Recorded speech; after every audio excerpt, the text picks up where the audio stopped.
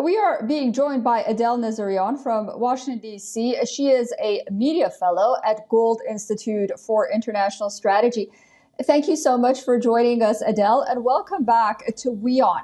So this video that President Biden put out screams one key point, and that is that the Biden team desperately wants a rematch with Donald Trump instead of running on his own record. What are your thoughts on that? Great to be on with you again, Susan. So I just want to point out that not to say that President Biden, should he secure another nomination and another victory in the general election, only 8 presidents have died in office, 4 of them of natural causes. So it's a very, very far and few in between. And the likelihood, frankly, of a incumbent president from Republican or Democrat side losing the nomination in the primary and the convention to go on to the general election is very slim. There's just one case that I can point to regarding, I think it was in the 1952, actually, when Harry Truman lost the primary to a senator at the time, Kefauver. But unfortunately, at the time, primaries were not the main method of delegate selection for the national convention.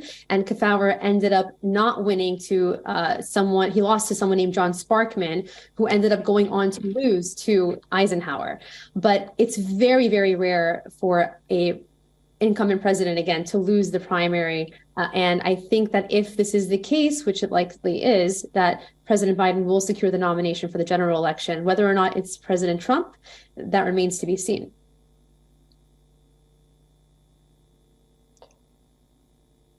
You know, some believe that the Democrats are terrified of the alternative, and that would be Kamala Harris. That's why everyone's bowed out. And as you mentioned, you know, the likelihood of not securing the nomination is slim to none. But what about his record? Unprecedented federal spending, inflation at a 4-year high, declining real incomes. We have this worsening of culture wars, despite the fact that he said he was going to bring the country together. And then you have this growing disorder and declining U.S. influence in the world as well. So do none of these matter? It's an excellent point. You know, I think that the importance of this election cycle is going to be focusing on the issues. And whether it's Trump or DeSantis or whoever it is on the Republican ticket that's going to face off against most likely President Biden, we'll have to focus on the issues. And that's certainly where I think the American people are going to be looking, because it's way past the time of criticizing or electing candidates based on their personalities. I think both Biden and Trump have their own unique personalities and have said many outlandish things. So that's par for the course.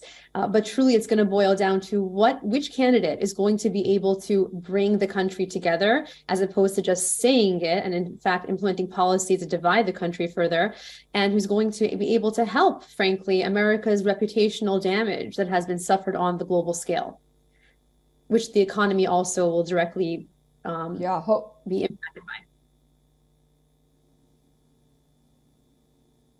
Yeah, absolutely. And you know, many have been also criticized former President Donald Trump, should he become the Republican nominee, that he's also looking backwards and he should focus more on the issues as well. Adele, it's always a pleasure talking to you. Thank you for joining us on WION.